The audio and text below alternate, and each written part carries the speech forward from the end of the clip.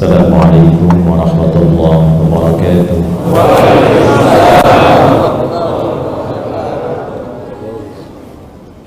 Alhamdulillahi wa kafa.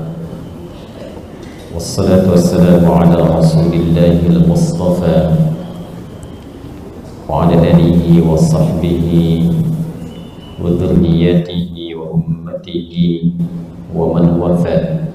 Wa ba'd. فيا أحباب الله وأحباب رسوله صلى الله عليه وسلم أوصي نفسي وإياكم بتقوى الله فقد فاز المتقون فلا تموتن إلا وأنتم مسلمون. فقال تعالى يا أيها الذين آمنوا اتقوا الله حق تقاته ولا تموتن إلا وأنتم مسلمون. Hadirin jamaah subuh rahimani wa rahimakumullah, saudara-saudariku, kita telah menunaikan salat subuh berjamaah. Semoga seluruh rangkaian ibadah yang telah kita tunaikan sampai detik ini diterima oleh Allah Subhanahu wa taala. Alhamdulillah, Allah telah menyampaikan kita pada awal pertengahan bulan Dzulqa'dah, 13 Dzulqa'dah 1443 Hijrah. Bukan Dzulqa'dah ya. Bukan Dzulqa'dah, bukan Dzulqa'idah, tapi Dzulqa'dah. Dzulqa'dah. Dzulqa'dah benar, Dzulqa'dah benar, tapi yang dimaksud dalam penanggalan bulan ini atau penamaan bulan ke-11 ini itu yang lebih tepat Dzulqa'dah. Kalau Dzulqa'dah artinya sekali duduk. Jadi kalau saya berdiri kemudian saya duduk dan saya bangkit atau bangun kembali, itu disebutnya dengan qa'dah, isim marrah, sesuatu yang berlangsung sekali cepat. Tapi kalau formulasinya menggunakan fi'lah, qi'dah, jilsah, itu artinya hay'ah, cenderung lebih santai. Dzulqa'dah adalah bulan orang duduk-duduk santai, memberikan kepada kita informasi bahwa sejak zaman jahiliyah dulu, di bulan Syawal itu penduduk Mekah mengalami peningkatan. Yang biasanya orang-orang Mekah itu merantau, berdagang, ada yang ke Syam, ada yang ke Yaman, kadang berlangsung di musim dingin, kadang-kadang di musim panas. Dan itu diabadikan di surah Quraisy, li'ilafi Quraisy ilafihim rihlatash shita'i was-sayf falya'budu rabb hadzal bait alladzi at'amahum min ju' wa amanahum min khauf. Jadi biasa ke Yaman berdagang. Rasulullah SAW juga sejak usia dini sudah diajak oleh pamannya untuk merantau. Kemudian juga ke wilayah Syam, melewati kalau sekarang Yordania, Lebanon, Palestina sampai ke Syria, itu Syam. Nah, di bulan-bulan Syawal itu sudah mulai yang biasa dikunjungi, mulai berdatangan ke Mekah untuk berkumpul di puncak haji. Jadi ada yang datang berhaji, ada yang berniat berniaga di musim haji. Itu sudah kebiasaan di zaman jahiliyah. Karena itu nanti ada respon dari Al-Quran dengan turunnya surah kedua Al-Baqarah di ayat 198. فَإِذَا قَضَيْتُمْ مَنَاسِكَكُمْ فَاذْكُرُوا اللَّهَ عِنْدَ الْمَشْعَرِ الْحَرَامِ. Nah, sebelum ayat itu diturunkan, ayat sebelumnya mengatakan laisa 'alaikum junahun an tabtaghu fadlan mir rabbikum. Tidak berdosa kalau ada orang yang ingin datang ke Mekah itu niatnya untuk dagang di musim haji, cuma tidak mendapatkan pahala haji. Innamal a'malu binniyah. Jadi orang yang berhaji dapat bagian hajinya, orang yang berdagang dapat hasil dari dagangannya. Nah, itu sudah kebiasaan masyarakat dulu, yang dagang, yang berhaji. Sampai sekarang itu berlaku. Ya, jadi sejak bulan Syawal itu sudah mulai berdatangan. Karena itu bulannya disebut dengan Syawal, bulan peningkatan. Kenapa disebut meningkat? Karena jumlah penduduk Mekah pada masa itu meningkat bersamaan dengan datangnya orang-orang untuk berhaji atau berdagang. Dan sampai sekarang kebiasaan itu berlaku. Kalau ada jemaah haji kita akan berangkat, itu mulai pemberangkatan di bulan Syawal. Ya, supaya tidak mengalami kepadatan-kepadatan yang menyulitkan kemudian untuk mendapatkan akses persiapan sebelum puncak haji. Jadi jemaah kita pun itu awal pemberangkatannya pasti Syawal, minimal kloter-kloter petugas. Ya, kita doakan insya Allah lancar, berkah, dan dimudahkan baik petugasnya ataupun juga jamaahnya semuanya insya Allah. Ya, yang belum berangkat insya Allah diberikan kemudahan dan kelancaran untuk berangkat. Ya, tidak cukup dengan amin, nabung, siap-siap, siapkan waktunya. Nah, nanti kalau sudah tiba di sana, yang biasa mengunjungi merantau sekarang dikunjungi. Yang biasa ke Yaman, orang Yaman datang. Yang biasa ke Syam, orang Syam datang. Karena yang dikunjungi datang berkunjung, maka yang biasa mengunjungi sekarang duduk-duduk santai menerima orang datang. Itu bulan ke-11. Maka disebutlah bulan ke-11 Dzulqa'dah, bulan duduk-duduk santai menerima orang datang. Puncaknya adalah bulan ke-12 untuk menunaikan ibadah haji itu di bulan Dzulhijjah, bulan di masa itu ditunaikannya ibadah haji. Jadi persiapan dari sejak bulan ke-10, 10, 11, 12, 3 bulan itu jama', 3 itu jama', tapi jamanya qillah. Qillah itu artinya jama' yang masih bisa dihitung, kisaran 3, 4, 5 itu qillah. Kalau melebihi dari 9, misalnya 10, 11, 12, itu disebut kathrah. Nah, syahrun itu 1 bulan. Jamaknya ada 2. Ashhur jamak qillahnya kisaran 3. Kemudian syuhurun jamak kathrahnya 9, 10, 11, 12. Itu syuhur. Karena itu ketika Allah membuka waktu mula persiapan haji itu menggunakan kata ashhur. Turunlah Quran surah kedua Al-Baqarah di ayat 197. Al-hajju ashhurun ma'lumat. Bulan persiapan menuju puncak haji itu, atau kalau ingin ditafsirkan diartikan sesuai dengan kata yang melekat, puncak haji itu disiapkan sejak bulan-bulan tertentu. Kalimatnya menggunakan ashhur, menunjuk pada kebiasaan masyarakat Arab pada masa itu dan kini dimulai dari bulan Syawal. Jadi hajinya tetap Dzulhijjah, wukufnya tetap tanggal 9. Tempatnya di mana? Di Arafah. Persiapannya sejak apa? Syawal. Jadi cara membaca dan mengartikan ayat itu, awas, yang dimaksud persiapan puncak haji dimulai dari bulan-bulan yang telah diketahui, maklumat. Orang dulu sudah viral, tahu dari Syawal itu udah persiapan. Jelas ya? Tapi kalau kita ingin jamakkan menjadi bentuk jamaknya kathrah 12 misalnya, maka berubah katanya dari ashhur menjadi syuhur. Karena itu ketika Allah memberikan informasi kepada kita yang tegas bahwa setahun ada 12 bulan.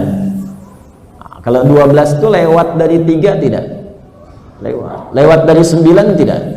Lewat. Karena itu kata yang cocok secara bahasa bukan ashhur tapi syuhur. Maka di Quran surah ke-9 At-Taubah Di ayat yang ke-36 itu Allah menyampaikan inna iddatash syuhuri, bukan ashhur. Inna iddatash syuhuri indallahi 12 syahran fi kitabillah yauma khalaqas samawati wal arda minha arba'atun hurum. Jumlah bilangan bulan dalam setahun yang telah Allah tetapkan sejak mencipta langit dan bumi itu setahun ada 12 bulan. Satu-satunya kitab suci di muka bumi yang menerangkan secara detil bahwa setahun 12 bulan itu Al-Quran. Ya, itu Al-Quran. Nah, dalam setahun ini 12 bulan ini ada juga 4 bulan yang spesial.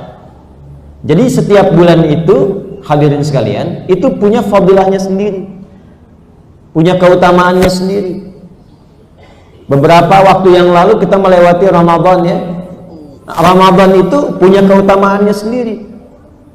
Bulan di dalamnya ditunaikan apa? Ibadah siyam. Ya ayyuhalladzina amanu kutiba alaikumus siyam. Bulan di dalamnya peristiwa turunnya Al-Quran. Syahrul Ramadan alladzi unzila fihil Quran. Bulan di dalamnya ada semalam saja, namanya malam Al-Qadar. Inna anzalnahu fi lailatul qadar. Itu keistimewaan Ramadan. Selain Ramadan, ada juga 4 bulan lain yang istimewa. Awas, hati-hati, karena ini yang 4 ini kekinian harus sering kita viralkan. Sekarang kan musim viral, ya. Setelah viral di komen, like and share. Ini penting diviralkan khususnya bagi setiap muslim yang beriman, karena hukumnya mengikat. Jadi setiap muslim kalau sudah masuk 4 bulan ini diikat dengan hukum yang melekat di bulan itu, dan ini yang membuat ketentuan Allah. Kita muslim bukan? Halo? Muslim bukan? Mukmin bukan? Berarti ayat ini hukumnya berlaku untuk kita. Ya, sepanjang kita beriman, hukum berlaku untuk kita. Sepanjang kita berislam, hukum berlaku untuk kita. Karena itu seringkali dalam Al-Quran ketika spesifik menunjuk hukum untuk orang beriman, kalimatnya dibuka dengan panggilan iman. Ya ayyuhalladzina amanu. Hai orang-orang yang beriman. Yang belum beriman tidak hai. Ya ayyuhalladzina amanu, untuk puasa. Kembali ke At-Taubah ayat 36. Minha arba'atun hurum. Dari 12 bulan itu ada 4 dikenal dengan bulan hurum. Hurum itu akarnya sama dengan kata hurmah. Akarnya sama dengan kata haram. Seakar semuanya. Apa yang dimaksud bulan hurum itu? Yaitu bulan yang di dalamnya kita diperintahkan oleh Allah Subhanahu wa Ta'ala untuk meningkatkan evaluasi diri, untuk meningkatkan introspeksi diri. Diminta berlatih kita di 4 bulan ini. Dan sebelumnya kita telah melewati Ramadan, kematangan selama 1 bulan, kematangan ibadah. Tinggal dikonfirmasikan itu nanti, dilatih di 4 bulan itu. Kalau ini bisa kita jaga dan bisa kita lakukan, maka insya Allah kita akan dibimbing berhasil menjadi insan yang paripurna, yang terbiasa menjaga diri dari maksiat dan meningkatkan taat kepada Allah Subhanahu wa Ta'ala. Jadi Ramadan, bulan yang mensupport kita meningkatkan taat. 4 bulan ini bulan yang melatih kita untuk menjaga diri dari maksiat. 1 tambah 4 berapa? 5. 4 bulan ini dikenal dengan bulan hurum. Minha arba'atun hurum. Rumus dari nabinya, hadis dari Ibnu Abbas radhiyallahu taala anhuma menyampaikan kepada kita, Rasulullah sallallahu alaihi wasallam, bahwa 4 bulan hurum ini thalatha mutawaliyan. 3 bulannya posisinya berurutan. Yaitu bulan ke-11 Dzulqa'dah, bulan ke-12 Dzulhijjah, bulan yang pertama Al-Muharram, baru yang keempat bulan ketujuh namanya bulan Rajab. Wa Rajabun Mudhar ma baina Jumada wa Sya'ban.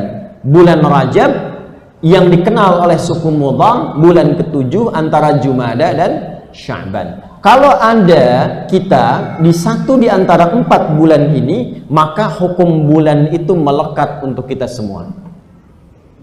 Nah, sekarang kita ada di bulan yang ke-11.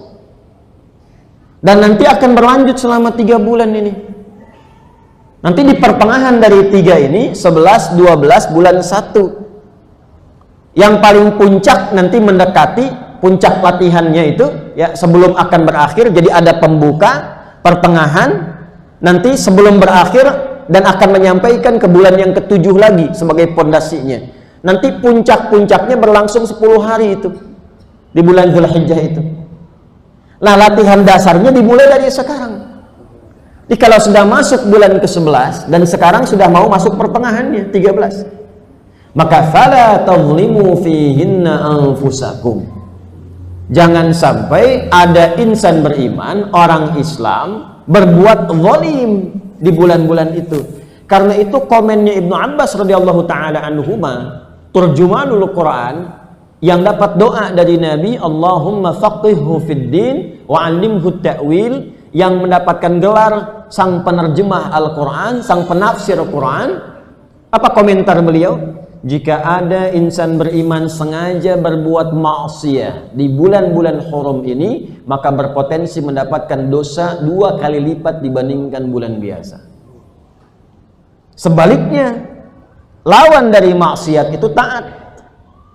Lawan dari maksiat taat. Kalau ada orang mengerjakan ketaatan pun, itu pahalanya berpotensi mendapatkan 2 kali lipat di sisi Allah Subhanahu wa taala. Jadi kita mesti memahami selain Ramadan pun ada yang istimewa. Nah, bulan ini jangan sampai luput, karena kalau sudah lewat dari kita, nunggunya setahun lagi. Belum tentu dapat kalau memang hidup sampai setahun itu.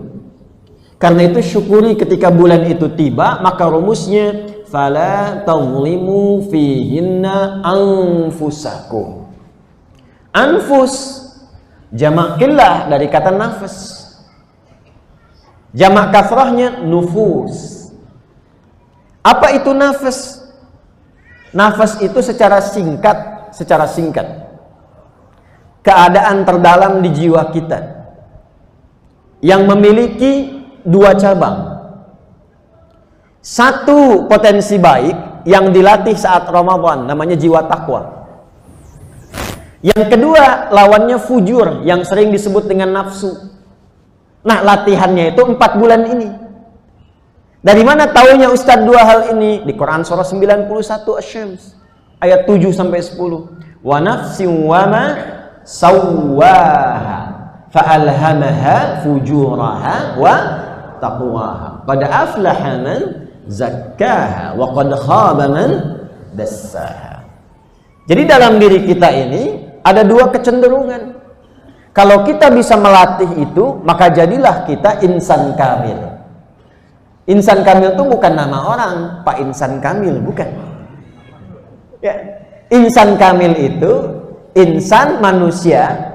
Insan itu disebutkan 65 kali dalam Al-Quran. Masih ingat 2 tahun lalu saya pernah terangkan? Nama manusia setidaknya ada 5 disebutkan dalam Al-Quran. Ada Bashar, disebutkan 35 kali dalam Al-Quran. Qul innama ana basyarum mithlukum. Ada lagi ins, disebutkan 18 kali dalam Al-Quran berpasangan dengan jin.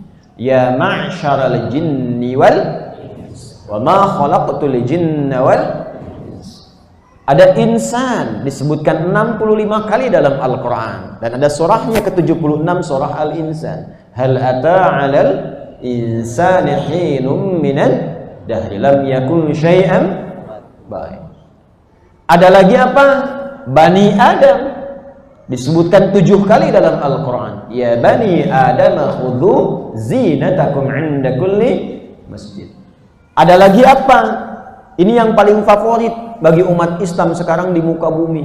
An-Nas. Dan menjadi nama surah ke-114, surah An-Nas. Disebutkan setidaknya 241 kali dalam Al-Quran. Qul a'udzu birabbin nas. Nah, insan tidak disebutkan kecuali menunjuk pada makna manusia dengan segala totalitas aktivitasnya dari bangun tidur sampai tidur lagi. Jadi kalau disebutkan insan, yang dimaksud aktivitasnya. Segala perbuatan yang kita kerjakan dari bangun tidur sampai tidur, nah itu insan namanya. Nah, idealnya manusia yang beraktivitas itu mesti punya nilai di hadapan Allah. Jadi bermanfaat dunia, bernilai akhirat. Awas, hati-hati ya, bermanfaat dunia, bernilai akhirat. Jadi kalau kita minum nih, misal minum ya. Halo, minum itu tidak mungkin dilakukan kecuali ada apanya? Ada airnya gitu kan? Halo, minum. Contoh nih, apa fungsi minum? Haus. Apakah haus itu akan hilang kalau tidak ada airnya? Nah, tidak, saya tidak ngasih kode ke panitia. Nah, lihat sini.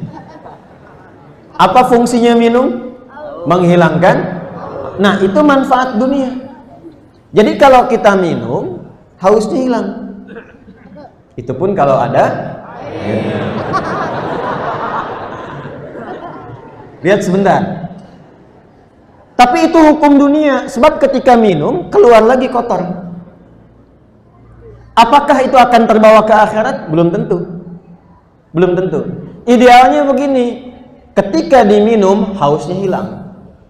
Tapi ketika air itu masuk kemudian dari mulai kelisan sampai ke tenggorokan kita, itu harus punya nilai di hadapan Allah sebagai bekal pulang ke akhirat. Maka nilai yang menjadikan kita memiliki satu bekal untuk pulang ke akhirat itu yang membimbing kita bagaimana caranya minum punya nilai. Itulah yang disebut dengan ta'at. Nama lainnya ibadah. Nama lainnya apa? Ibadah. Untuk menjadikan perbuatan dunia punya nilai akhirat, maka Nabi memberi rumus. Rumusnya apa? Dengan doa yang melekat pada setiap perbuatan kita. Karena itu dalam Islam, dari bangun tidur sampai tidur, setiap perbuatan kita itu pasti ada doanya. Pasti itu. Bangun tidur tadi ada doanya? Ada. Bahkan caranya diatur kan? Di hadis riwayat Abu Daud itu, nomor hadis 1367 dari Ibnu Abbas radhiyallahu taala anhuma, ketika beliau menginap di rumah bibinya Sayyidah Maimunah radhiyallahu taala anha, lalu melihat kebiasaan Nabi di malam hari, sampai meriwayatkan kepada kita kini kita bisa temukan di hadis riwayat Abu Daud. Kana an-nabiy sallallahu alaihi wasallam atau bima ma'na wa kama qala, adalah kebiasaan Rasulullah sallallahu alaihi wasallam idza staiqadha min naumihi, kalau bangun dari tidurnya fajalasa, duduk sejenak. Nah, ini kalau kita ikuti bukan sekedar dapat manfaat dunia, tapi dapat pahala akhirat, dituliskan punya nilai. Punya nilai. Kita bangun tidur bukan sekedar bangun ingin mengikuti cara bangunnya Nabi. Itu punya nilai. Setiap kita ikuti, perbuatan kita itu akan berubah dari sekedar amal menjadi amal solih namanya. Amal solih. Nah, amal solih itu punya nilai. Nilainya disebut dengan hasanah. Hasanah itu punya poin. Poinnya disebut dengan ajrun. Jamaknya ujur. Lahum ajrun ghairu mamnun. Setiap hasanah poinnya 10. Ada di mana? Quran surah ke-6 ayat 160. Rahmatullah. Man jaa'a bil hasanati falahu asyru amsalihha. Siapa yang mengerjakan satu perbuatan amal saleh, diniatkan benar karena Allah, maka menjadi hasanah. Setiap itu bernilai hasanah, dapat poin 10. 10 itu yang disebut dengan ajrun namanya. Itu yang dicatat malaikat. Kalau ini habis saja. Jadi begitu diminum, masuk ke tenggorokan kita, ada manfaat, haus hilang. Itu manfaat dunia namanya. Tapi apakah setiap yang minum punya nilai akhirat? Belum tentu. Maka dari itu, ketika disebutkan kalimat insan dalam Al-Quran, diingatkan kita jangan sampai merasa manfaat dunia untung tapi akhirat rugi. Maka turunlah surah ke-103, wal 'asr innal insana, bukan innal insan. Sungguh setiap manusia yang beraktivitas itu ada yang berpotensi rugi. Siapa di antara yang rugi itu? Adalah orang-orang yang tidak mampu mengkreasikan aktivitasnya menjadi amal soleh. Maka kalau ingin jadi amal soleh, bangun pondasi dulu. Yang pertama namanya pondasi iman. Illalladzina amanu wa amilus salihat. Ketika dikerjakan jadi amal soleh, dituliskan pahala 10 kebaikan. Nah, pahala itu yang ikut, minumannya tidak. Karena itu kita selalu bermohon bagaimana caranya dunianya jadi hasanah, dan ketika jadi hasanah itu di akhirat bisa dikonfirmasi, dikumpulkan bekalnya saat ditimbang ada. Makanya sering kita berdoa itu dunianya sukses, akhiratnya sukses. Maka sering kali dikutip Al-Baqarah ayat 201. Wa minhum may yaqulu rabbana atina fid dunya hasanah wa fil akhirati hasanah. Dikonfirmasi. Dunia dapat hasanah, akhirat dapat hasanah. Wa qina adzabannar. Kalau sudah dunia akhirat dapat hasanah, bebas dari neraka. Jadi hidup itu sederhana. Kumpulkan hasanah sebanyak mungkin. Cara mengumpulkan hasanah itu ada 2 cara. Satu dengan cara takwa, meningkatkan ketaatan. Karena itu Allah beri jalan kepada kita lewat sholat, lewat puasa, lewat zakat, lewat umrah, lewat haji. Kan saat haji itu banyak dibaca kan? Saat tawaf dari Rukun Yamani ke Hajar Aswad itu kan kita baca Rabbana atina fid dunya wa fil akhirati hasanah wa qina. Nah, spirit itu kita bawa, kita terapkan dalam kehidupan. Jadi bukan sekedar diucapkan. Jadi kalau kita berlatih serius, kerjakan yang baik. Nah, takwa itu nanti implementasinya disebut dengan amar ma'ruf. Apa namanya? Amar ma'ruf. Jadi mengerjakan yang baik, konsisten. Puasa, sholat, baca Quran, itu bagian dari takwa. Karena itu ketika sholat kita, ketika infak kita, ketika baca Quran, disebut bagian dari takwa. Dzalikal kitabu la raiba fi hudal lil muttaqin. Siapa orang takwa di sana? Alladzina yu'minuna bil ghaib wa yuqimunas shalah wa mimma razaqnahum yunfiqun walladzina yu'minuna bima unzila ilaik. Quran. Puasa takwa juga. Ya ayyuhalladzina amanu kutiba alaikumus syiyam kama kutiba alal ladzina min qablikum la'allakum takwa. Haji, umrah, takwa juga. Al-Baqarah ayat 197. Al-hajju ashhurum ma'lumat. Faman farada fihinnal hajja fala rafatha wala fusuqa wala jidala fil hajj. Wa ma taf'alu min khairin ya'lamhu Allah wa tazawwadu fa inna khairaz zadi. Nah, itu bagian pertama yang takwa. Yang kedua, kalau ingin sempurna, yaitu bagian fujurnya, lawan dari takwanya, namanya fujur. Asalnya sebetulnya katalisnya, cuman setan mengambil itu untuk menjerumuskan manusia supaya terjebak pada keburukan. Nah, itu yang harus kita kendalikan. Takwa dinaikkan, yang fujur dikendalikan. Fa'alhamaha fujuraha wa taqwaha. Latihan mengendalikan fujur itu yang sering disebut nafsu. Dari mana ketemu nafsu? Asalnya begini. Fujur itu dimanfaatkan oleh setan untuk dibisiki. Ya, jadi lawan-lawan dari sifat takwa itu munculnya di fujur. Dan selalu ada lawannya. Contoh, ada baik, lawannya apa? Buruk. Sekarang kalau kita detilkan yang baik, misal jujur, ada di takwa. Lawan dari jujur, dusta, ada di fujur. Rendah hati, itu ada di takwa. Lawan dari rendah hati itu sombong. Sombong itu ada di fujur.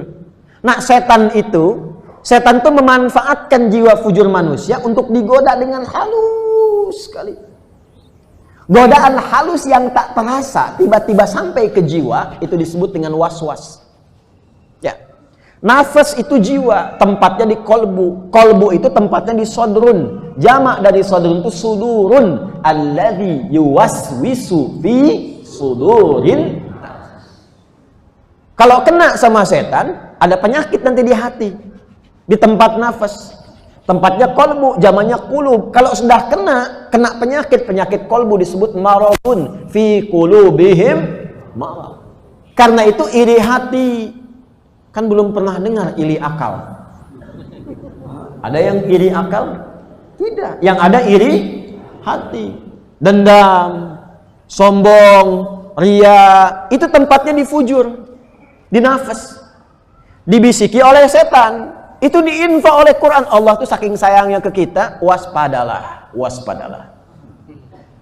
Setan udah ikrar itu. Di Quran surah keempat An-Nisa ayat 118. Bonus posisi paling kanan sebelah bawah.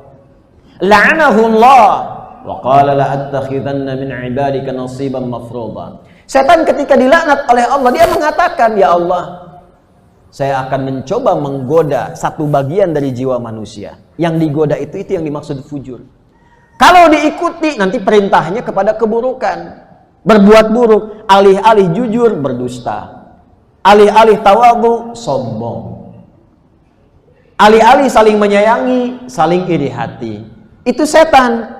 Di mana infonya? Quran surah ke-12 Yusuf ayat 53. Wa ma ubarni'u nafsi innan nafsa la'ammaratum bisu illa ma rahima rabbi. Nafsa la'ammaratum bisu. Nafas ketemu su disingkat nafsu. Asalnya dari situ. Tadinya netral. Halo? Maka di bulan-bulan seperti ini kita harus berlatih mengendalikan diri kita supaya tidak dikuasai setan. Cara berlatihnya nggak rumit sebetulnya, Pak, Ibu, teman-teman sekalian. Sederhana teorinya. Prakteknya kembali ke kesungguhan kita. Caranya bagaimana? Selama 4 bulan ini, minimal 3 bulan ini, kita mulai nggak usah langsung semua dulu. Misal, dalam 3 hari latihan dulu untuk akal pikiran kita. Bagaimana kita melatih setiap waktu selalu berhusnudzon kepada Allah Subhanahu wa taala. Jadi kalau sudah terbiasa berlatih, wahai halim, mendung, husnudzon sama Allah, mungkin Allah sedang ingin memberikan keteduhan di wilayah wahai halim ini. Jadi bukan bikin status, wahai halim mendung. Tidak. Dari pikiran itu kalau sudah bagus, tindakannya pasti akan positif. Macet, insan kamil itu beda. Begitu macet itu, yang difikirkan di pikirannya itu apa yang harus saya lakukan yang positif ketika macet ini. Di tangan tuh nggak sibuk dengan klakson, pompin, macet Pak, tahu? Tidak. Alhamdulillah dikasih macet, bisa murojaah. Ya Allah, lampu merah sini sampai ke situ 1 juz. Ada apa di situ sampai macet? Dia dapat 1 juz tuh. 1 juz, Masya Allah. Ya. Jadi pada akhirnya semua yang dilihat, didengar, dirasakan itu fabi ayyi ala'i rabbikuma kadziban. Nah, ini yang dimaksud Nabi itu ajaban li amril mu'min. Jadi kalau sudah dapat itu orang insan beriman tuh begitu mengagumkan, kata Nabi itu. Karena semua yang terlihat itu baik. Karena itu ketika dia mendapatkan kesenangan, dia bersyukur. Dan ketika mendapatkan sesuatu yang terasa tidak ideal, dia bersabar. Syukur dengan sabar itu mahal. Itu kalau dibawa ke rumah tangga, nikmat sekali. Nikmat. Sekitar 2 tahun lalu, saya pernah mengisahkan, masih ingat? Halo? Mana yang bilang masih? Coba ceritakan. Ada suami istri. Ada suami istri. Kalau suami itu laki-laki perempuan? Istri perempuan. Ingat ya, Allah menciptakan Adam dan Hawa. Ingat ya, sekali lagi, Allah menciptakan Adam dan Hawa, bukan Adam dan Hendra. Ya. Baik. Ada suami istri. Dua-duanya saleh, salihah. Suami saleh, istri salihah. Allah memberikan keutamaan pada istri beliau itu dengan paras yang luar biasa, cantik dan taat. Yang suami baik, cuman kata orang-orang yang lihat wajahnya biasa-biasa saja. Kadang-kadang orang mengatakan cantik, ganteng itu relatif, kalau jelek mutlak katanya. Itu manusia yang belum paham cara memahami kehidupan. Perhatikan sini. Satu kali, ini kisah nyata. Dan ini pelajaran orang-orang soleh dulu. Ya, saya tidak terbiasa mengambil kisah-kisah fiktif untuk disampaikan. Jadi kalau ada riwayat-riwayat yang baik, itu yang kita tampilkan. Satu kali istrinya dandan luar biasa, sampai nampak betul kecantikannya. Ibu, bu, dandannya untuk suaminya, bukan suami orang. Antum juga kalau mau lihat-lihat foto profil, lihat foto antum, istri antum sendiri, bukan istri orang. Ya, dandan cantik sampai suami melihat, ketika melihat mata tak mampu berkedip, wajah tak mampu berpaling.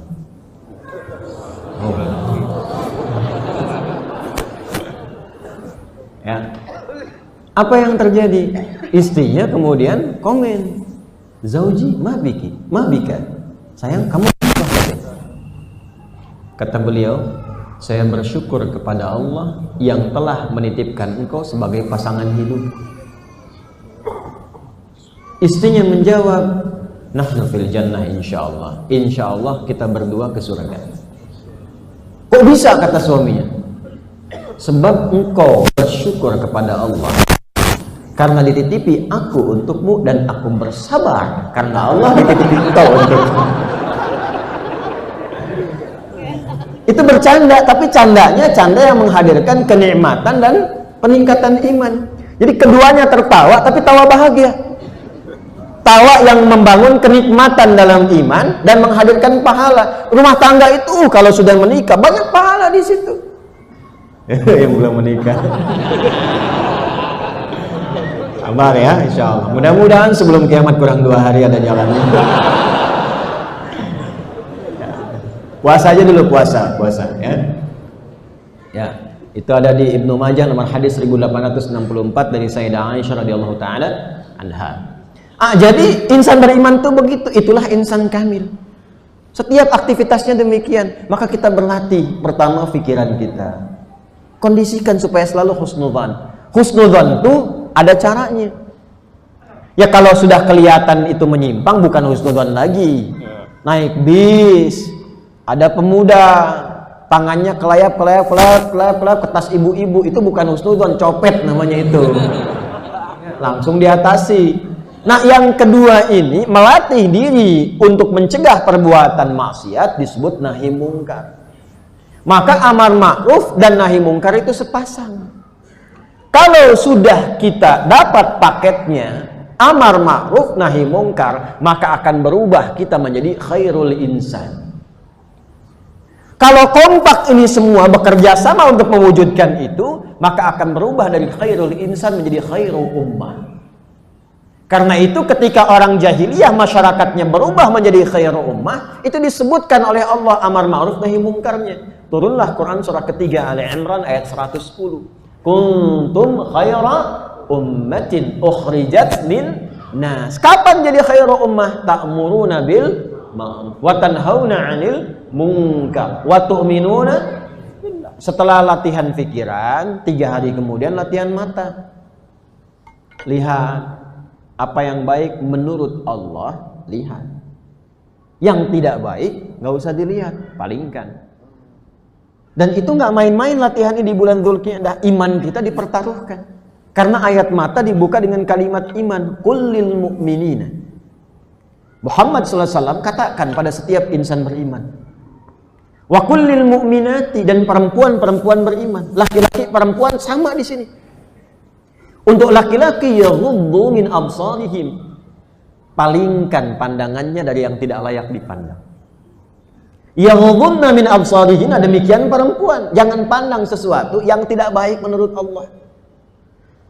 Ini saya kasih rumus cepat ya. Halo.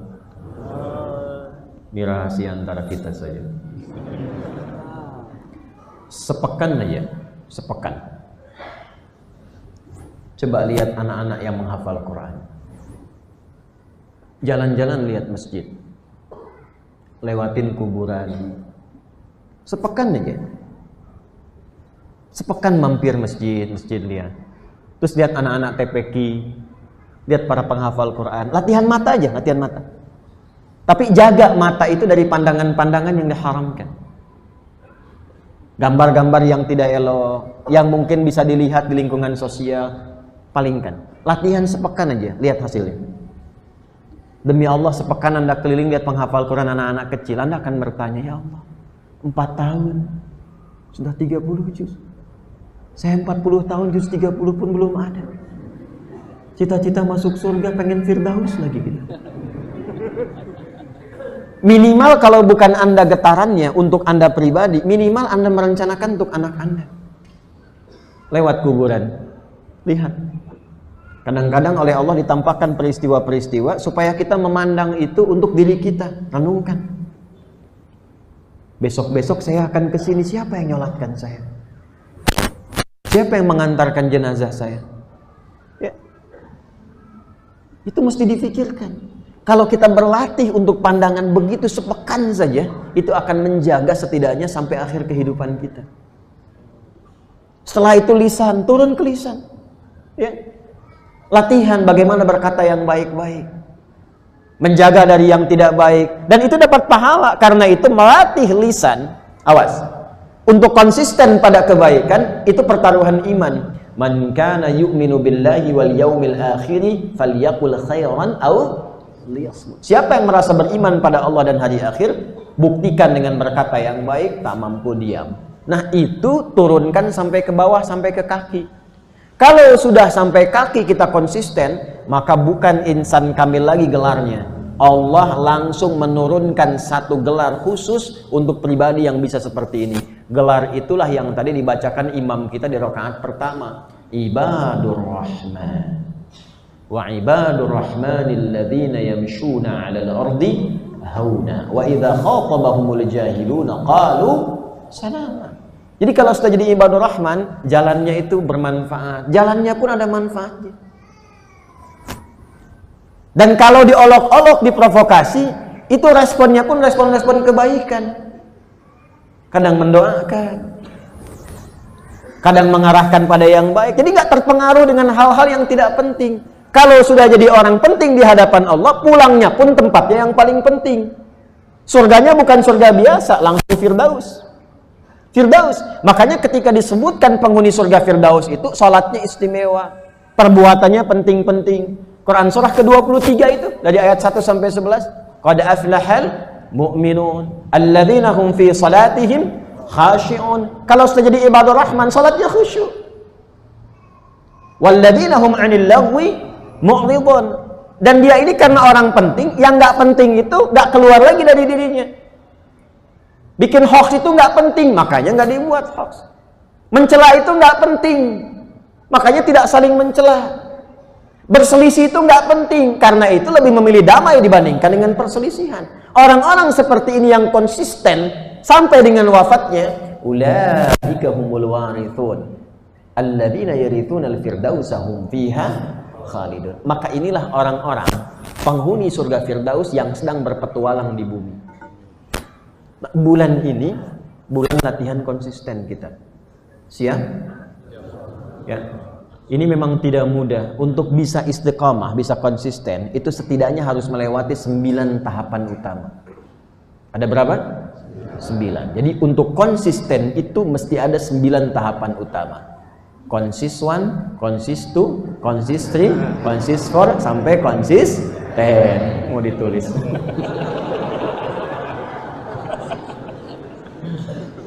Yang tadi itu tinggal dikeluarkan saja. Ya. Nah, ini mukadimahnya. Mukadimah ya subuh ya. Kita kan dialog ya hari ini ya.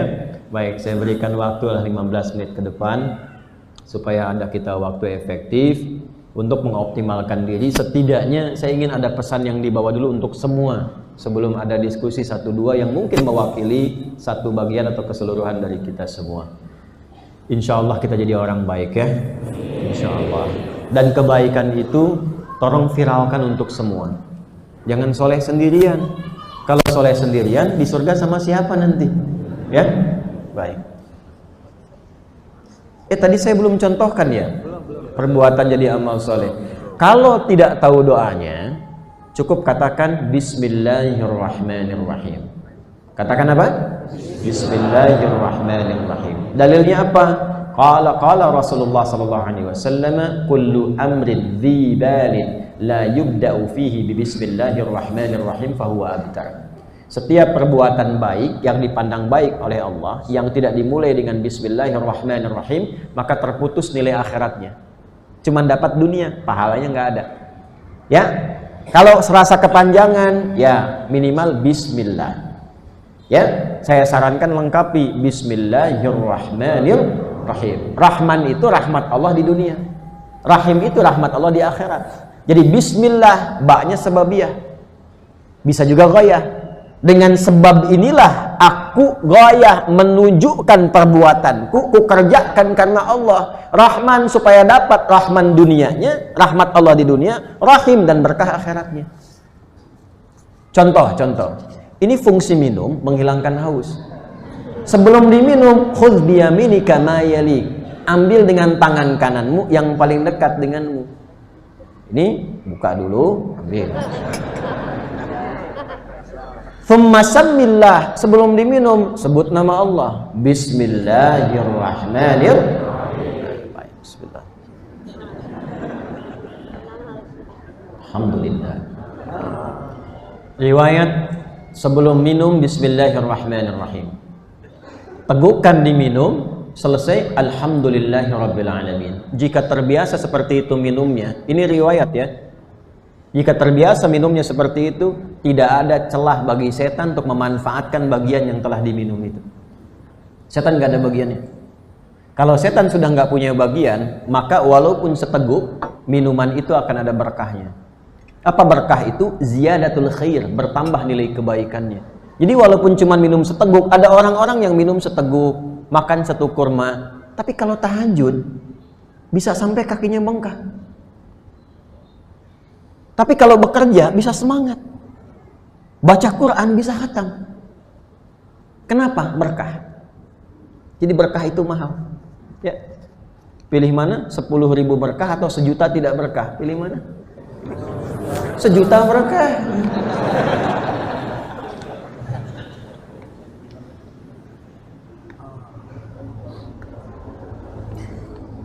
Bismillahirrahmanirrahim. Assalamualaikum warahmatullahi wabarakatuh. Izin bertanya di luar tema Ustadz, karena memang tidak ada tema kita hari ini. Soal waris, sebaiknya kapan pembagian harta waris setelah ayahanda meninggal dunia dan meninggalkan rumah cukup bernilai yang juga ditinggali ibunda? Rumah dibangun dari harta atau bekerja bersama setelah pernikahan? Dan bagaimana jika misal ada salah satu ahli waris mengharap menyegerakan karena keterpurukan materi, di sisi ahli waris lain ada yang tidak setuju alasan menghargai ibu? Jazakallah khair. Assalamualaikum warahmatullahi wabarakatuh. Assalamualaikum. Pertama kita doakan bersama, semoga dari penanya atau yang mewakili juga situasi yang serupa di antara kita diberikan kemudahan oleh Allah Subhanahu wa taala. Yang telah meninggalkan terlebih dahulu dirahmati, dikuburnya, diterima amal solehnya dan diberikan kekuatan pada keluarganya, dipersatukan kembali di akhirat kelak. Idealnya kalau kita ngaji Quran, warisan itu sifatnya ada 3. Saya ulangi, warisan sifatnya ada berapa? 3. Dan orang tua mesti berusaha memastikan 3 hal ini bahkan sebelum meninggal. Jangan sampai setelah meninggal ahli warisnya mengalami kebingungan. Dan kebingungan dimaksud bisa mengarah juga pada pertikaian. Warisan pertama, ini warisan yang sifatnya abadi sampai akhirat, yang akan menyatukan kembali orang tua dan keturunannya, baik anak bahkan ke cucu, berkumpul kembali karena rahmat Allah di surga. Ini yang menentukan. Jadi kalaupun hartanya banyak, kedudukannya tinggi, nggak menjamin pertemuan kembali di akhirat kelak. Yang menentukan yang pertama ini. Yang pertama itu adalah warisan iman. Hendaklah orang tua berwasiat kepada seluruh anaknya untuk mempertahankan keimanannya sampai mereka wafat dan kembali kepada Allah Subhanahu wa taala. Jelas? Baik, perhatikan baik-baik. Apa dalilnya? Quran surah kedua Al-Baqarah ayat 133. Sebelah kiri pertengahan di mushaf standar. Ini sunnah para nabi, dipraktekkan sejak zaman Nabi Yaqub alaihissalam. Am kuntum syuhada'a idh hadara Yaqub al-maut idh qala li banihi ma ta'buduna min ba'di qalu na'budu ilahaka wa ilaha abaika Ibrahim wa Ismail wa Ishaq ilahan wahida wa nahnu lahu muslimun. Ini konfirmasi nih dari yang menciptakan kita, dari Allah Subhanahu wa taala, bahwa Yakub dan keluarganya keluarga muslim. Perhatikan baik-baik. Am kuntum syuhada, apakah Anda pernah menyaksikan, mendengar atau tahu tentang kisah viralnya Nabi Yakub alaihissalam ketika beliau di ujung kehidupannya dalam keadaan menjelang sakaratul mautnya. Jadi saat menjelang merasakan rasa-rasa sudah mendekati masa-masa akhir kehidupan, biasanya kan ada tanda-tanda ya. Ya, tanda-tanda itu tidak harus spesifik, ada yang umum, misal di melemahnya fisik, ya kan? Tanda-tanda spesifik fisikal yang dapat dijelaskan oleh medis juga. Ada juga yang kadang tidak demikian, diberikan firasat, ada. Ya, tidak harus kemudian sesuai dengan usia, tidak, karena usia itu nanti kehendak Allah. Ajal itu terserah Allah. Ya, jangan Anda misalnya ini pastikan nih, ya, ini usia sudah 80 tahun, udah dekat-dekat nih. Kayaknya udah bau tanah nih. Itu yang dibilang bau tanah, Anda mungkin bau kuburan. Ya. Nah, kalau sudah merasakan demikian itu, maka kumpulkan keluarga. Yakub mengumpulkan anak-anaknya. Apa yang dikonfirmasi pertama Yakub itu? Aduh, mohon maaf Pak ya, Ibu, mohon maaf sekali. Jangan sampai selama berkehidupan dari mulai anak Bu dikandung, dididik Bapak cari nafkah untuk supaya anak bahagia. Jangan sampai perjuangannya sia-sia dan berpisah saat di akhirat. Karena perpisahan di dunia itu sementara, kalau sudah di akhirat itu abadi sifatnya. Ya, itu mendalam sekali. Berpisah di dunia saja sudah terasa bagaimana keadaan diri kita itu. Bagaimana di akhirat? Hati-hati. Karena itu yang bisa menyatukan itu apa? Keimanan. Nah, kalimat viral pertama yang disampaikan Yakub alaihissalam kepada anak-anaknya, ma ta'buduna min ba'di. Beliau tidak mengatakan ma ta'kuluna min ba'di. Nah, kalau bapak nanti meninggal, kalian imannya bagaimana? Siapa yang kalian sembah kalau bapak meninggal? Yang dikonfirmasi iman. Bukan mata kuluna min ba'di. Kalau bapak meninggal, kalian nanti makan apa? Bukan. Karena itu yang penting untuk dipastikan, kan Anda sekarang rawat-rawat tuh anak tuh. Cucu dilihat-lihat, disayang-sayang, ditimang-timang, digendong-gendong. Iya kan? Kalau mampu beli sepeda, dibelikan sepeda. Kadang-kadang sedang tiduran, capek luar biasa, datang cucu, opa, bah, masih bisa senyum. Ya, itu ketemu lagi enggak tuh? Nah, yang bisa menyatukan itu dasarnya iman. Dari mana tahu konfirmasinya itu? Nanti ditafsirnya di Quran surah ke-52 At-Tur di ayat 21. Walladzina amanu. Dan para orang tua yang beriman itu, wattaba'athum dzurriyyatuhum biimanin, dan mampu mendidik anak-anak cucu-cucunya sehingga mewariskan, diikuti keimanannya itu dan amal solehnya oleh anak cucu keluarganya, alhaqna bihim dzurriyyatahum, kami akan satukan kembali keluarga besar ini di satu tempat di surga. Itu janji Allah. Saya bacakan ayat, dan kalau sudah dibacakan ayat nggak boleh ragu insan beriman tuh. Dzalikal kitabu la. Tapi belum selesai ayatnya.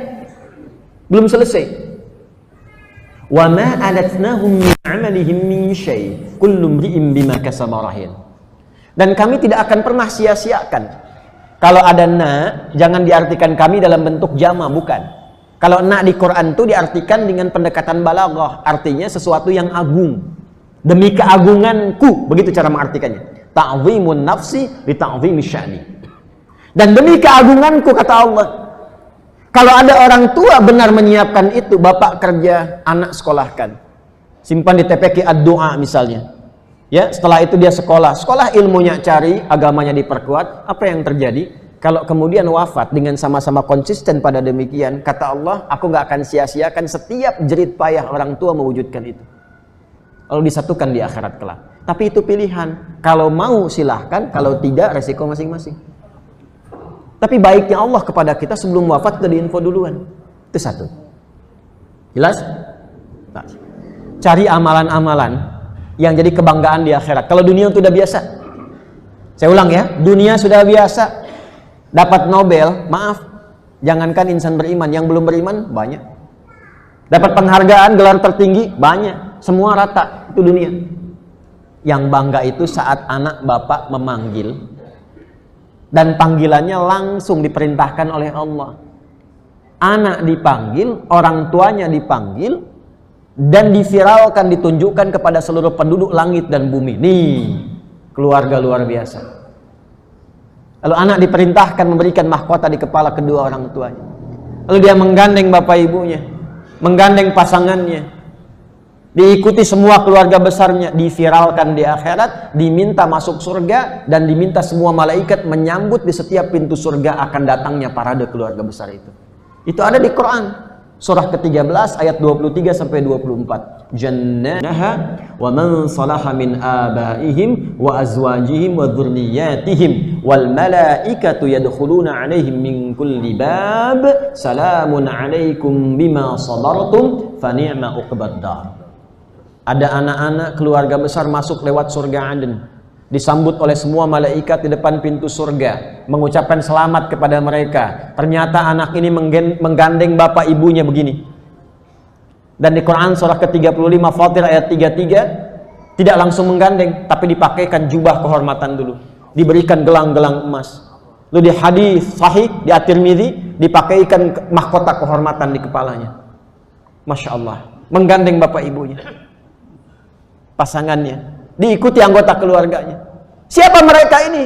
Ternyata di antara amalannya ahli Quran. Makanya maafkan saya kalau saya itu suka cerewet.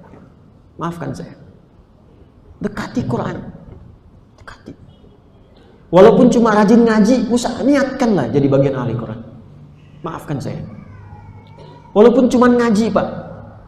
Jangan tinggalkan Quran dalam sehari. Baca aja walaupun satu halaman, baca.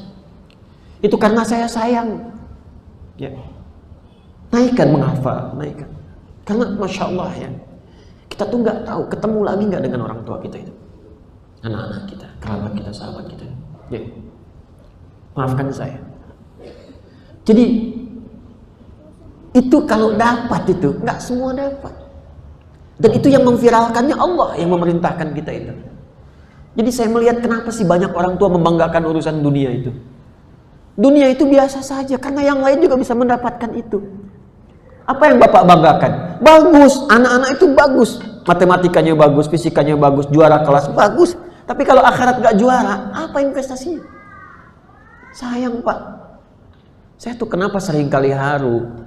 Karena saya seringkali menemukan orang-orang yang sering dipandang rendah dalam status dunianya. Hanya karena terlihat hartanya kurang. Hanya karena terlihat status sosial kedudukannya itu rendah. Tapi Masya Allah, mereka begitu bahagia, yakin dengan akhirat. Mereka merasakan hidupnya sementara. Ternyata bapaknya ahli Quran, ibunya, istrinya hafal 7 riwayat, anaknya para penggaan. Itu kalau nerima 500.000 sebulan itu, bilang komennya Pak, Masya Allah, Abi pulang tuh bawa uang banyak sekali. Kok kenapa Anda bawa 5 juta ke rumah tuh nggak cukup-cukup? Apa yang salah gitu? Nah itu satu. Jadi sebelum kita bicara tentang harta materi, bicara lu dengan iman. Jangan sampai nanti rebutan harta, justru yang mewariskan tuh bersedih karena keadaan anak keturunannya berebut harta dan tidak mewariskan amal soleh. Bukankah kita ingat kalau anak itu rajin berdoa, anak soleh, pahala mengalir untuk orang tua yang telah wafat? Waladin sholihin yad'u lahu. Jadi kita berpikir yang positif dulu. Jangan sampai rebut ngejar ini, ngejar itu, tapi kita lupa. 2 warisan ilmu. Pengetahuan. Jangan sampai meninggalkan anak-anak itu dalam keadaan yang lemah, termasuk ilmunya. Di antara tafsirnya Quran surah keempat An-Nisa ayat 9. Wal yakhshal ladzina law taraku min khalfihim dzurriyyatan dhi'afa. Dhi'afa di sini ini ada yang mengartikan salah satunya iman, ada yang mengartikan salah satunya harta, ada yang mengartikan salah satunya ilmu. Maka sekolahkan di tempat-tempat yang baik untuk mendidik. Ayo didik anak-anak kita itu. Ya. Nggak apa-apa, silahkan. Mau jadi insinyur, jadi insinyur. Yang mau jadi dokter, jadi dokter. Kalau sudah beriman, sambil belajar di kedokteran, sambil menghafal Quran, nanti jadi dokter yang soleh. Allah akan bimbing itu. Al-Imam Asy-Syafi'i, orang taunya ahli fikih, beliau itu juga, itu di bidang kedokteran luar biasa. Itu belajar kedokteran, Pak, Al-Imam Asy-Syafi'i itu, Bu. Dan kalau kita ngaji, itu kalau Anda belajar misalnya, ada kitab tuh bagus tuh. Ya, karangan Ibnu Rushd. Bidayatul Mujtahid namanya. Bidayatul Mujtahid itu buku fikih muqarin, komparasi fikih. Itu yang nulis dokter bedah. Ibnu Rushd. Di orang-orang dulu itu nggak nanggung. Astronom, ahli Quran. Fisikawan, kimiawan, juga hafal Quran. Hidupkan dia dari sekarang. Selain mempercepat pengetahuan, itu meningkatkan kualitas amalan. Ilmu. Yang ketiga, baru harta. Saya kasih urutan yang paling ringan dulu dibawa hidup. Ya, kalau harta itu kan cukup berat dibawa kemana-mana, kata Ali bin Abi Thalib itu. Tapi kalau ilmu sudah masuk, dibawa kemana-mana ringan. Dan ilmu itu investasi harta. Semakin tinggi ilmunya, semakin menyesuaikan hartanya. S1 dengan S2, kalau melamar kerja, mana yang paling tinggi gajinya? S2. Kalau ada S3, mana yang paling tinggi gajinya? S3.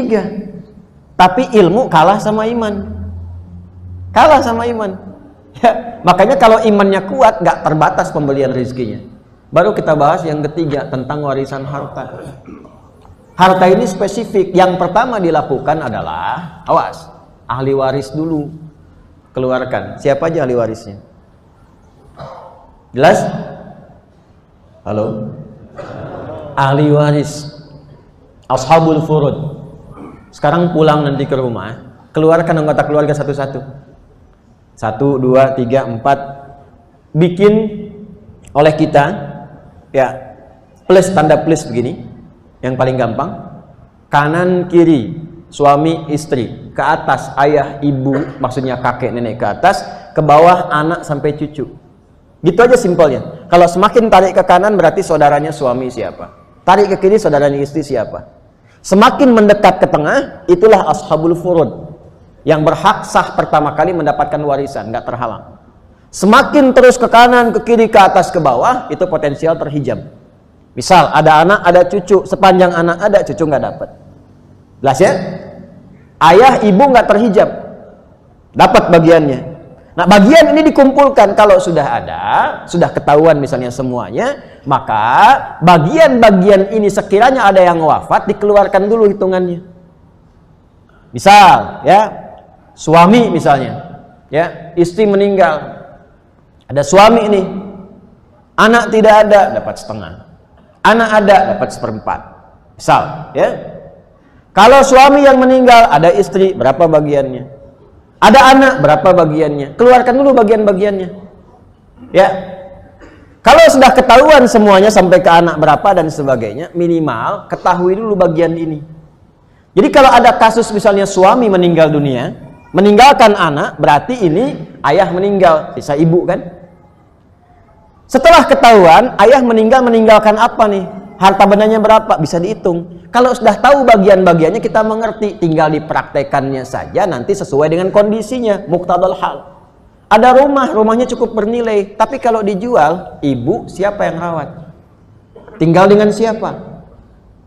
Maka kalau sekiranya sepakat ini duduk, bermusyawarah, bapak sudah paham semua, ini dilepas, nanti si kakak misalnya ibu sama kakak. Ya? Atau ibu sama adik. Tapi kalau sekiranya masih ada ibu nih, bagaimana caranya memberikan bagian? Karena harus dibagi nih. Ketika meninggal yang satu, ini mesti dibagi.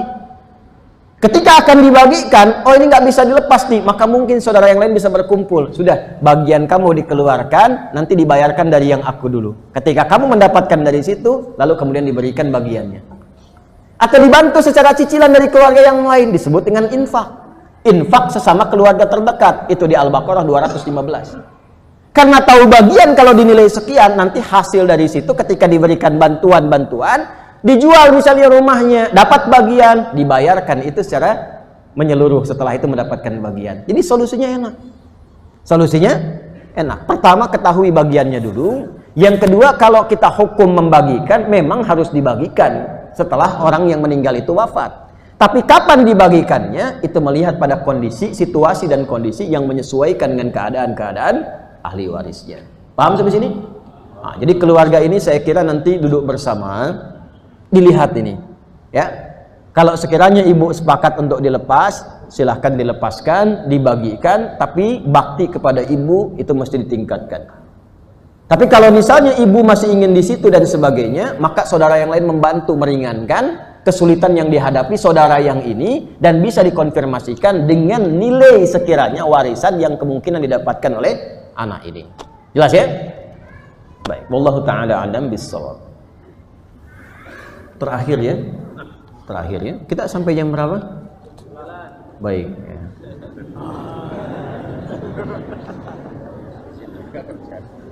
Iya, saya 6:30, beliau mau sampai jam 9 di sini. Assalamualaikum warahmatullahi wabarakatuh. Assalamualaikum. Izin bertanya, apa itu sofi? Apa itu sufi? Tanda tanya. Kenapa banyak orang-orang menyoal tentang sufi? Menyoal ya yang bertanya saja, yang tidak bertanya tidak menyoal gitu kan. Sufi, kita gali dulu dari katanya. Asalnya dari kata, paling dasarnya itu sofa. Paling dasarnya apa? Sofa. Kemudian dari situ nanti berkembang. Misal ada tasfiyah, ada sufi, ada sufiyah, ada sofia. Sofa pada asalnya proses membersihkan sesuatu atau menyaring sesuatu yang kotor sehingga muncul yang bersihnya saja. Proses saringannya ini disebut dengan tasfiyah namanya. Jadi kalau misalnya ada mineral mau disaring nih, kan bisa air, bisa logam ya, kan dibersihkan dulu kan dari yang kotornya. Anda kalau mau bangun pasir kan suka disaring dulu ya, nah itu saringannya disebut tasfiyah. Minyak disaring supaya yang jernihnya yang keluar, itu tasfiyah namanya. Menyaring yang kotor sehingga yang bersihnya yang muncul. Nah yang bersihnya ini yang keluar itu disebut dengan apa? Disebut dengan sofia, sesuatu yang jernih, yang bersih. Ya, Ibu Sofia, ibu yang jernih, bersih pikiran dan hatinya, sehingga ketika bertutur pun menyaring lisannya sehingga tidak keluar yang kotor-kotor dari lisan. Karakter orang yang telah mendapatkan itu, orangnya disebut dengan sufi namanya. Di sufi itu pada asal mulanya adalah orang yang mampu mengatur dan menyaring dirinya sehingga yang keluar dari seluruh anggota tubuhnya itu selalu yang baik-baik dan mulia. Kalau bicara yang baik, kalau menatap yang baik, kalau berjalan yang baik, merespon apapun selalu baik keluarnya. Itulah sufi. Kita kalau sa'i dimulai di bukit apa? Sofa. Berhenti di mana? Marwah. Harus selalu di Marwah ya. Dimulai di sofa, berhenti di Marwah. Kalau berhenti lagi di sofa, itu kalau enggak 6 berarti 8 kali. Harus di Marwah. Nah, kenapa bukitnya disebut dengan bukit sofa? Itu ada kisahnya. Sayyidah Hajar alaihissalam itu kan naik ke bukit itu ketika beliau punya hajat untuk anaknya Ismail alaihissalam. Menangis, ASI nggak keluar. Ketika merengek kemudian menangis, semakin haus, disimpan terlebih dahulu. Beliau mencari dalam pencariannya itu kan seorang ibu kadang berpikir ya, kalau anak sedang ingin mendapatkan minuman, ASI tidak keluar, kadang-kadang kan gelisah kalut kan, gimana ini nyari-nyari dan sebagainya. Maka hal yang ditampilkan pertama kali oleh beliau itu berprasangka baik kepada Allah. Beliau menyaring segala pikiran-pikiran yang tidak baik, nggak mikirkan yang buruk, kenapa saya harus ditempatkan di sini, ditinggalin oleh suami, nggak tahu kapan baliknya. Tapi yang ada di kepalanya adalah ini perintah Allah. Kalau Allah sudah perintahkan, pasti diberi jalan. Kalau Allah sudah takdirkan, pasti diberikan solusi. Pikiran-pikiran baik yang menyaring segala yang buruk ini, sehingga keluar yang jeleknya, masuk yang baiknya saat mendaki bukit, itu yang menjadikan namanya disebut dengan sofa. Orang yang berpikir baik, ini filosofinya. Orang ini, ingat ya, filosofi itu hikmah bahasa agamanya. Orang yang melakukan sesuatu dengan pikiran baik pada awalnya, berprasangka baik pada Allah, husnudzan, maka Allah akan angkat tempatnya di tempat yang tertinggi dan berpeluang meraih setengah dari kesuksesannya. Karena itu ketika ingin menuju tempat kesuksesan yang ingin diraih namanya marwah, orang-orang itu diangkat dulu oleh Allah seperti naik ke atas bukit. Walaupun tetap menempuh ikhtiar. Turun, jalan, kadang jalan cepat, naik ke atas, kadang fata morgana, bolak-balik, tapi begitu dapatnya melimpah, bahkan tak berhenti di masanya saja. Itulah Zamzam. Itulah Zamzam. Jadi kenapa disebut dengan Bukit Sofa? Tempat itu bukan sekedar nama tempat, ada hikmah. Salah satu bentuk hikmahnya adalah memberikan kesan bahwa ketika akan memulai aktivitas, walaupun kita serius, tetap tautkan tawakal kita kepada Allah dengan berprasangka baik. Kembali kepada sufi. Nah, sufi ini pada mulanya adalah makna asalnya orang-orang yang mampu menyaring keadaan jiwanya. Menyaring keadaan jiwa, prosesnya disebut dengan tazkiyah. Zakka yuzakki. Jiwa, bahasa Qur'annya disebut dengan nafas. Dari mana ditemukan ini? Dari Quran surah ke-91. Di ayat 7 sampai 10 tadi, wa nafsin wa ma sawwaha fa'alhamaha fujuraha wa taqwaha qad aflaha man zakkaha. Di tasrif di sorof, zakka yuzakki tazkiyatan. Tazkiyah itu sifatnya disatukan dengan nafas, maka menyatu menjadi tazkiyatun nafas. Di tazkiyatun nafas itu proses tazkiyah. Proses tazkiyah itu sama dengan proses tasfiyah, menyaring yang kotor di jiwa sehingga bisa dikendalikan yang muncul yang baiknya saja. Bagaimana cara melakukan itu? Itu sudah ada dari salah satu misi Nabi. Di Nabi Muhammad itu ketika ditugaskan oleh Allah, salah satu misi terbesarnya itu membimbing umatnya supaya bisa tazkiyatun nafas. Ya, itu ada di Quran surah kedua Al-Baqarah ayat 151. Kama arsalna fikum rasulan minkum yatlu alaikum ayatina wa yuzakkikum wa yu'allimukumul kitaba wal hikmata wa yu'allimukum ma lam takunu ta'lamun. Kata Allah, dengan keagunganku telah diutus seorang rasul dari kalangan kalian. Tugasnya membimbing kalian dengan ayat Allah. Karena itu Nabi kalau bimbing kita menyampaikan di firman Allah turun, lakukan begini, tinggalkan ini. Apa tujuan ayat itu diturunkan? Wa yuzakkikum, supaya kita dibimbing, membersihkan jiwa kita, disaring. Jangan sampai petunjuk di jiwa keluar di mulut, keluar yang kotor. Jadi kalau isi hatinya kotor, mulutnya keluarnya kotoran.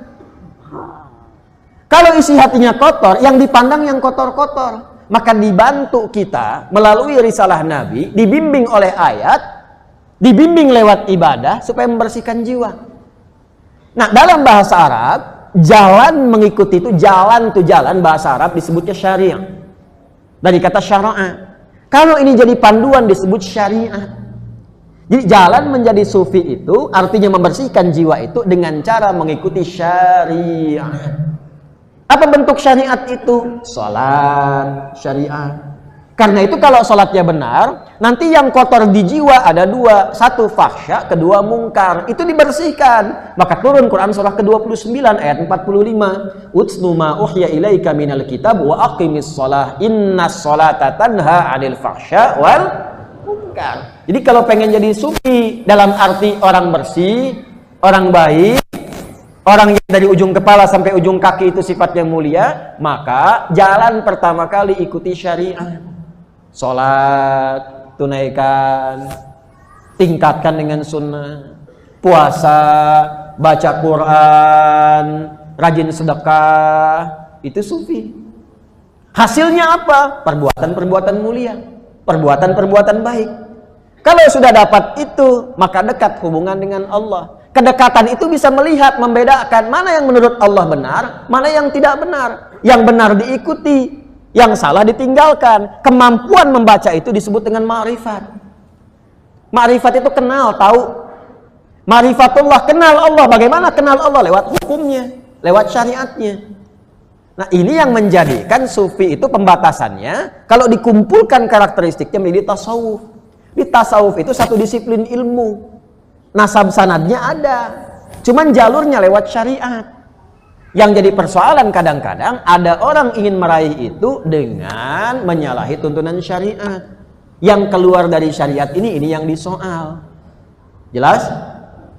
Jadi kalau tujuan sufi itu bukan untuk melihat yang macam-macam.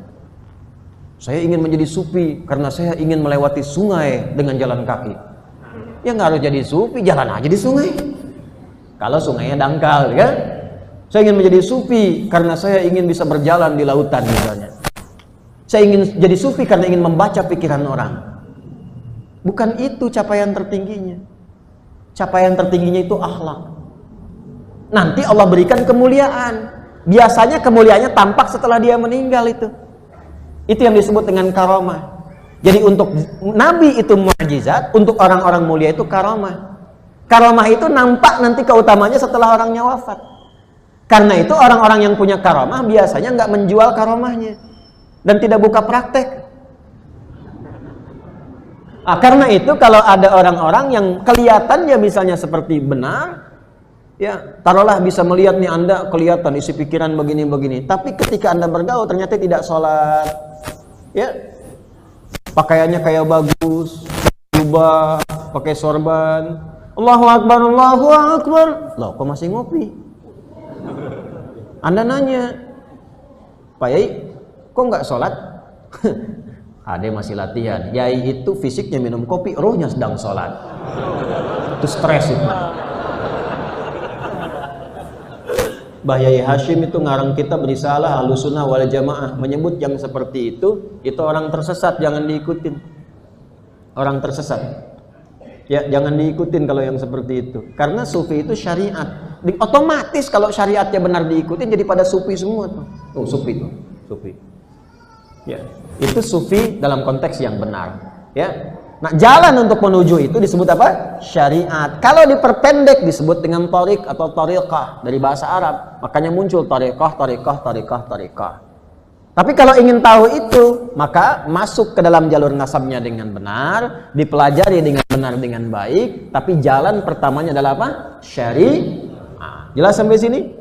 Baik. Jadi persoalan sering muncul itu karena kontroversinya seringkali ada aliran atau praktek orang-orang tertentu yang prakteknya menyalahi syariat. Yang seperti itu nggak usah pusing-pusing. Ya, dan jangan menjadikan diri kita tersandera dengan maksiat. Nggak usah sibuk pencela. Nggak usah sibuk menjelek-jelekan, tinggalkan aja. Nanti ditinggalkan juga sepi sendiri. Jelas ya? Baik, itulah yang ingin saya sampaikan supaya paham, supaya mengerti. Saya kira mungkin banyak didapatkan pertanyaan-pertanyaan, baik yang dituliskan di kertas atau juga yang lainnya. Tapi saya menghormati Bapak Ibu sekalian yang harus beraktivitas juga.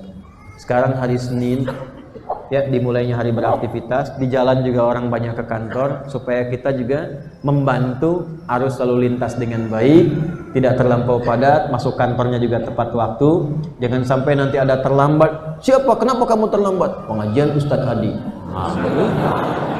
Besok-besok kita susah ngaji lagi gitu kan, karena menyebabkan orang kesulitan. Kita doakan mudah-mudahan wilayah Lampung negeri kita diberikan ketentraman, keamanan, kenyamanan, kemakmuran dan kesuksesan insyaallah. Kita semua sehat, dibebaskan dari pandemi, dari wabah, dan mudah-mudahan ini yang paling penting, amal kita diterima oleh Allah Subhanahu wa taala. Allahumma taqabbal minna innaka antas sami'ul 'alim wa tub 'alaina innaka antat tawwabur rahim. Allahumma arhamna ya Allah waj'alna min ahli al-Qur'an waj'al al-Qur'ana sahiban lana fid dunya wa syafi'an lana fil akhirati ya arhamar rahimin. Rabbana atina fid dunya hasanah wa fil akhirati hasanatan wa qina adzaban nar. Wassallallahu ala sayyidina Muhammad wa ala alihi wa sahbihi ajma'in. Wa akhiru da'wana subhanakallahumma wa bihamdika nashhadu an la ilaha illa anta nastaghfiruka wa natubu ilaik. Subhanakallahumma wa bihamdika nashhadu an la ilaha illa anta nastaghfiruka wa natubu ilaik. Nastaghfiruka wa natubu ilaik. Wa akhiru da'wana alhamdulillahi rabbil alamin. Assalamualaikum warahmatullahi wabarakatuh.